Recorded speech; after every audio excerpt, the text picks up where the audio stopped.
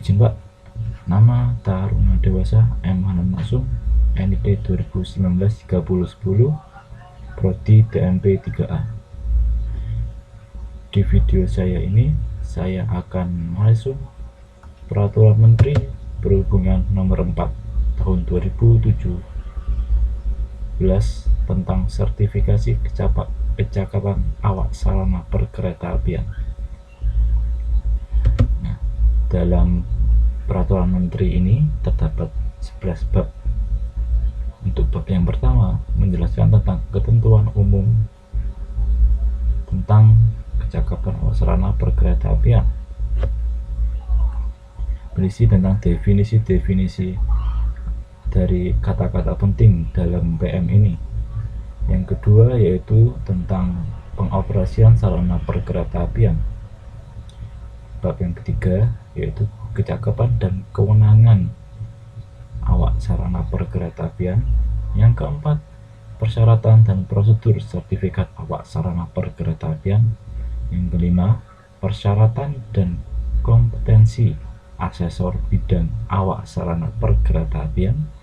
Yang keenam, kewajiban pemegang sertifikat kecakapan awak sarana perkeretaapian. Yang ketujuh, sanksi administrasi yang diperoleh dari awak sarana perkeretaapian jika melanggar peraturan menteri ini. Yang bab ke-8, bentuk dan format sertifikat awak sarana perkeretaapian. Yang ke-9, penyelenggara pendidikan dan pelatihan awak sarana perkeretaapian. Bab ke-10, ketentuan lainnya untuk mendukung PM ini.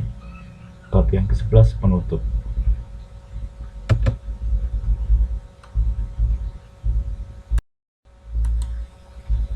Bab 1, ketentuan umum. Dalam bab ini diberikan 19 poin atau kata yang merupakan kata penting dalam PM ini.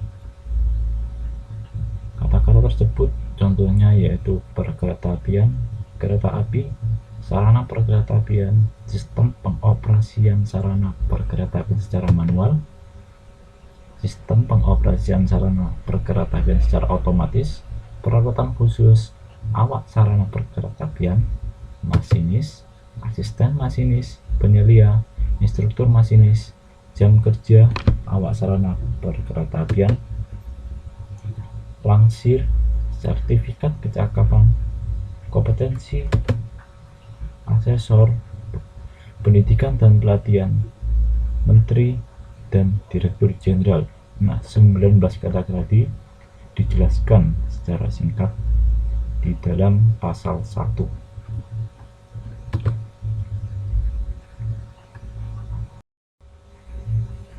Bab 2, pengoperasian sarana perkeretaapian.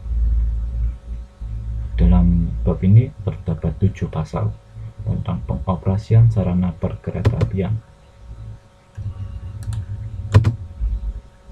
Pasal yang pertama yaitu pasal 2. Dalam pasal ini kita akan dijelaskan tentang pengklasifikasian tentang pengoperasian sarana perkeretaapian, mulai dari yang manual hingga otomatis.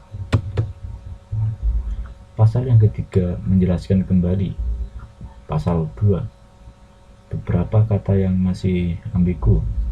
Contohnya, awak sarana perkeretaapian adalah masinis dan asisten masinis, dan pengoperasian sarana dengan sistem manual wajib dilakukan oleh awak sarana perkeretaapian. Dan pembagian lagi tingkatan awak sarana perkeretaapian menjadi 3 tingkatan utama. Selanjutnya pasal keempat.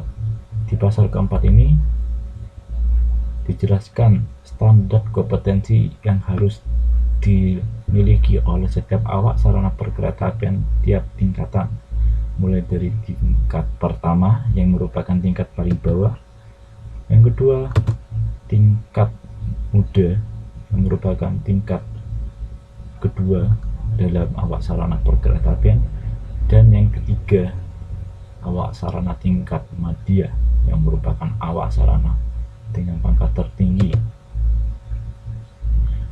Di pasal kelima ini diberikan penjelasan tentang apa saja yang harus dimiliki untuk memperoleh kecakapan awak sarana perkeretaapian, yaitu tentang sertifikat kecakapan awak sarana perkeretaapian dan tanda pengenal kecakapan awak sarana perkeretaapian.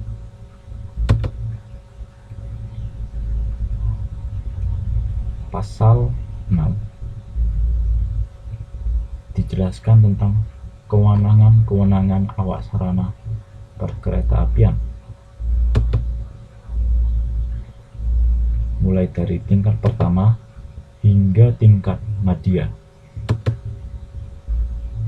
Pasal ke-7 diperuntukkan untuk sertifikasi kecakapan awak sarana perkeretaapian yang mengoperasikan KA barang yang mengangkut bahan berbahaya dan beracun atau B3.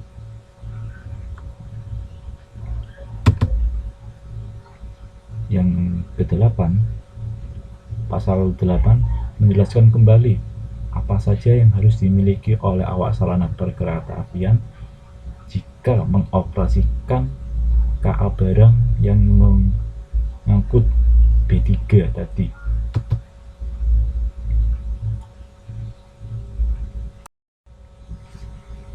Bab 3, kecakapan dan kewenangan ASP dengan sistem otomatis. Dalam bab ini terdapat 4 pasal yang menjelaskan hal ini. Pasal pertama yaitu pasal 9. Di pasal 9 ini kita diberikan penjelasan ulang tentang apa itu pengoperasian sarana perkeretaapian dengan sistem otomatis dan juga syarat yang harus dipenuhi oleh awak sarana perkeretaapian jika mengoperasikan sarana perkeretaapian dengan sistem otomatis.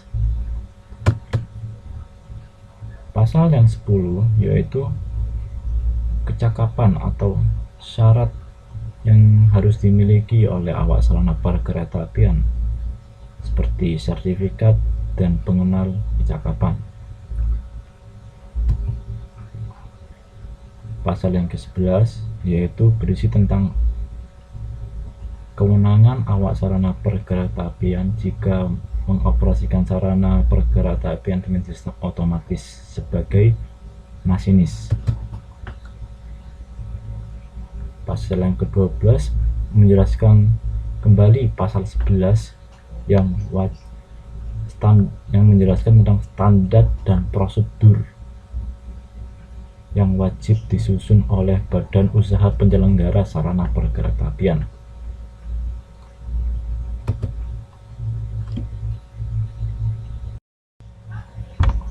Bab 4. Dalam bab 4 ini terdapat 8 pasal tentang persyaratan dan prosedur sertifikasi awak sarana perkeretaapian atau ASP. Di pasal yang pertama yaitu pasal 13 yaitu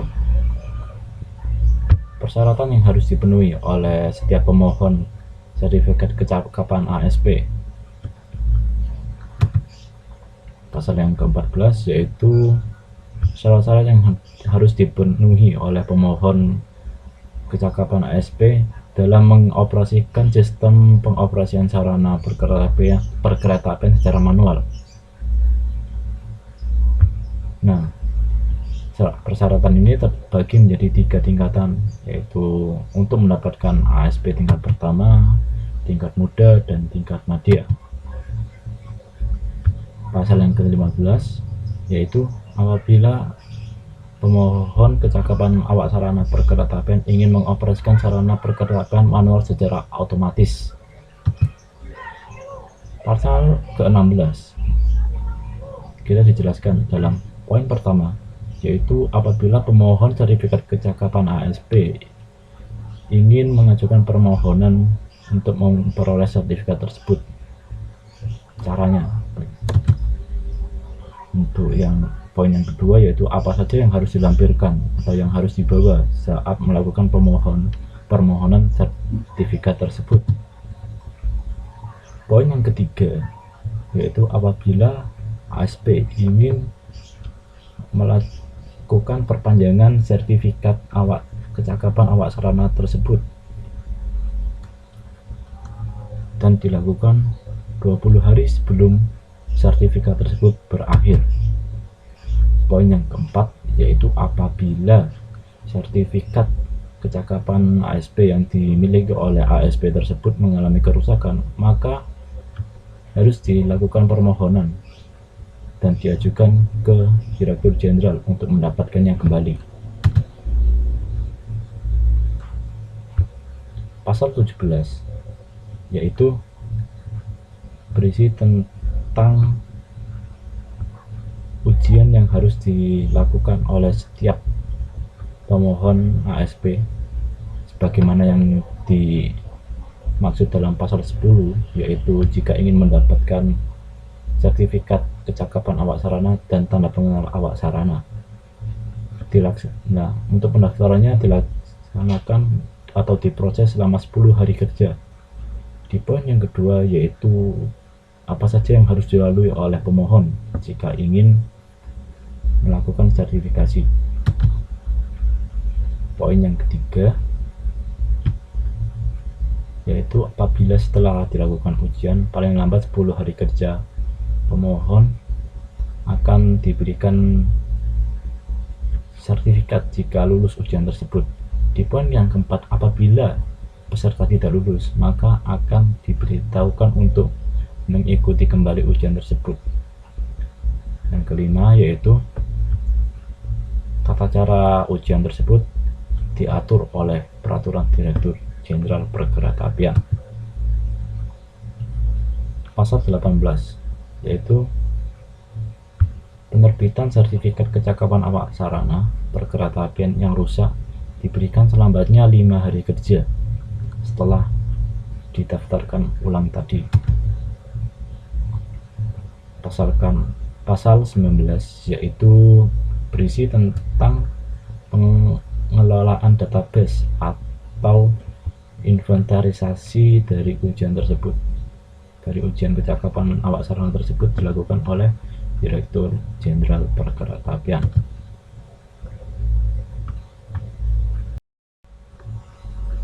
Bab 5. Di bab 5 ini terdapat 4 pasal yang berisi tentang persyaratan dan kompetensi asesor bidang awak sarana perkeretaapian atau ASP. Pasal yang pertama yaitu pasal 20 dijelaskan tentang apa itu asesor bidang awak sarana perkeretaapian. Selanjutnya yaitu pasal 21 syarat yang harus dimiliki oleh asesor bidang awak sarana perkeretaapian. Selanjutnya pasal 22 yaitu hal yang harus dimiliki oleh asesor bidang sarana perkeretaapian, yaitu dia harus mempunyai kompetensi memahami tata cara dan prosedur awak sarana perkeretaapian. Pasal 23 terdapat 3 poin, yaitu poin yang pertama, sertifikat asesor bidang awak sarana perkeretaapian diberikan setelah lulus. Jadi setelah calon asesor tersebut mendaftar menjadi asesor, diberikanlah sertifikat asesor. Poin yang kedua yaitu pendidikan dan pelatihan asesor bidang awak sarana perkeretaapian dilakukan oleh Direktorat Jenderal Perkeretaapian dan dapat dilimpahkan ke lembaga atau badan hukum yang terakreditasi oleh Menteri. Yang ketiga yaitu sertifikat asesor bidang ASP diterbitkan oleh Direktorat Jenderal Perkeretaapian.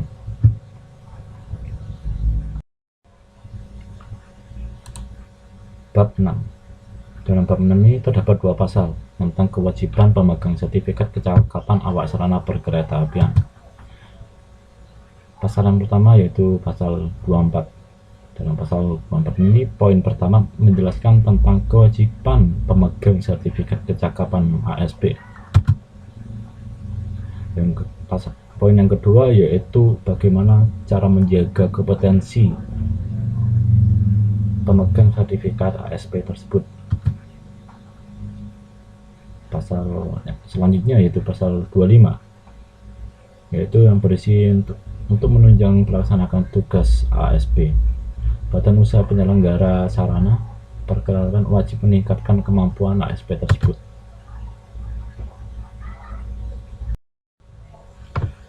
Bab 7. Dalam bab 7 ini dijelaskan tentang sanksi administrasi yang diperoleh oleh awak sarana perkeretaapian jika melanggar ketentuan yang berlaku dalam peraturan menteri ini. Pasal yang pertama yaitu pasal 26. Poin pertama dijelaskan yaitu jika pemegang sertifikat kecakapan ASP melakukan atau tidak melakukan kewajiban sebagaimana mestinya dalam pasal 24 tadi, maka sertifikat tersebut dapat dicabut. Poin yang kedua yaitu proses pencabutannya. Proses pencabutan sertifikat tersebut dilakukan melalui peringatan tertulis sebanyak 3 kali berturut-turut dalam waktu 7 hari kerja. Poin yang ketiga yaitu apabila peringatan tersebut tidak diindahkan atau diperhatikan, maka sertifikat tersebut akan dibekukan paling lama 30 hari kerja. Poin yang keempat, jika selama 30 hari kerja pembekuan tersebut pemegang kecakapan awak sarana tidak melakukan perbaikan, maka sertifikat kecakapan awak sarana tersebut akan dicabut. Pasal 727 yaitu sertifikat kecakapan awak sarana perkeretaapian dapat dibekukan jika pemegang sertifikat awak sarana tersebut tidak memenuhi standar kesehatan, terkena pengaruh alkohol, narkotika, atau obat-obatan, melakukan perbuatan yang membahayakan. Pasal 25 yaitu berisi tentang pencabutan sertifikat awak sarana perkeretaapian tanpa melalui peringatan jika melakukan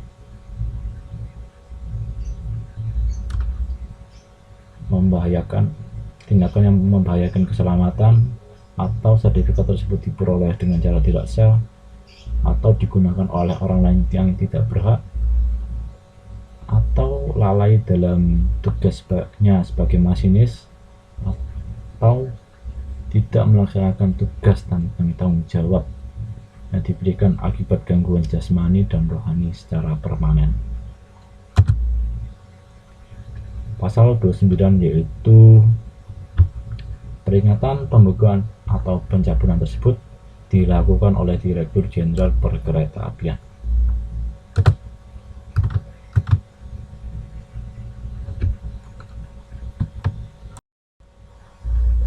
Bab 8. Dalam bab 8 ini terdapat 2 pasal tentang bentuk dan format sertifikat kecakapan awak sarana perkeretaapian.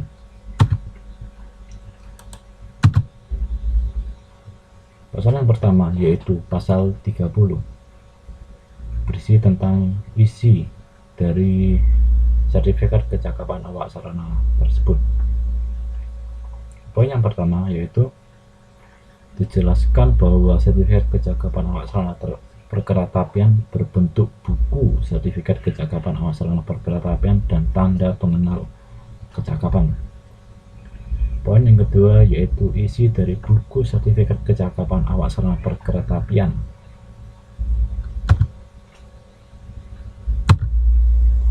Poin yang ketiga yaitu isi dari tanda pengenal kecakapan.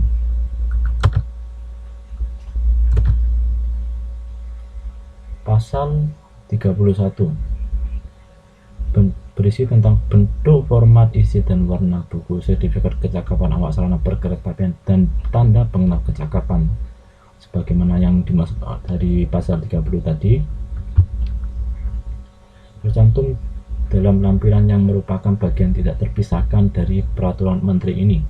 Jadi bentuk, format, isi, dan warna buku sertifikat tadi wajib memenuhi syarat dari peraturan menteri ini.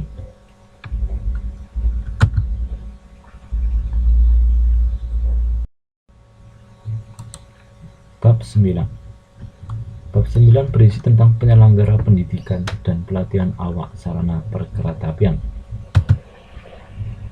Pasal yang pertama yaitu pasal 32. Pasal 32 poin pertama berisi tentang penyelenggara yang berhak melakukan pendidikan dan pelatihan untuk memperoleh sertifikat kecakapan ASP. Penyelenggara tersebut yaitu badan hukum atau lembaga pendidikan yang dapat mendapatkan akreditasi dari Menteri dan Direktorat Jenderal Perkeretaapian. Poin yang kedua yaitu apabila badan hukum atau lembaga pendidikan dan pelatihan yang mendapat akreditasi oleh Menteri tadi belum mampu menyediakan jenis pendidikan dan pelatihan yang sesuai, maka badan hukum atau lembaga pendidikan tersebut dapat melakukan kerjasama dengan lembaga lain yang direkomendasikan oleh Direktorat Jenderal Perkeretaapian. Pasal selanjutnya yaitu pasal 33 pendidikan, dan poin pertama yaitu pendidikan dan pelatihan sebagaimana yang dimaksud oleh pasal 32 tadi dilaksanakan berdasarkan kurikulum dan silabus yang disusun dengan mengacu kepada kompetensi awak sarana perkeretaapian. Poin yang kedua yaitu standar kurikulum dan silabus tadi ditetapkan oleh unit kerja di bidang pendidikan dan pelatihan di lingkungan Kementerian Perhubungan. Pasal selanjutnya yaitu pasal 34. Nah, badan atau lembaga hukum tadi untuk mendapatkan akreditasi oleh Menteri, maka badan hukum atau lembaga tadi harus memenuhi persyaratan yang diatur oleh peraturan Menteri Perhubungan itu sendiri.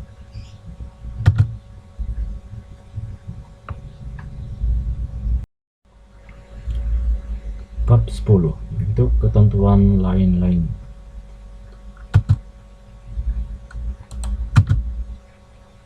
Pasal yang pertama yaitu pasal 35 menjelaskan tentang biaya yang harus dikeluarkan untuk memperoleh sertifikat kecakapan awak sarana perkeretaapian tersebut dilakukan melalui ketentuan peraturan perundang-undangan. Pasal 36 berisi tentang upaya yang harus dilakukan oleh badan usaha penyelenggara prasarana perkeretaapian untuk meningkatkan kemampuan dan keahlian sumber daya manusia perkeretaapian.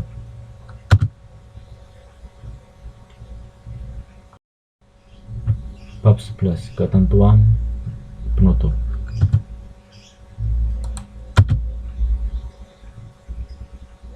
Pasal yang pertama dalam bab 11 ini yaitu pasal 37 berisi tentang pencabutan peraturan Menteri Perhubungan nomor 155 tahun 2015 dan digantikan oleh peraturan Menteri nomor 4 tahun 2017 ini, sehingga peraturan Menteri nomor 155 tahun 2015 tidak berlaku lagi.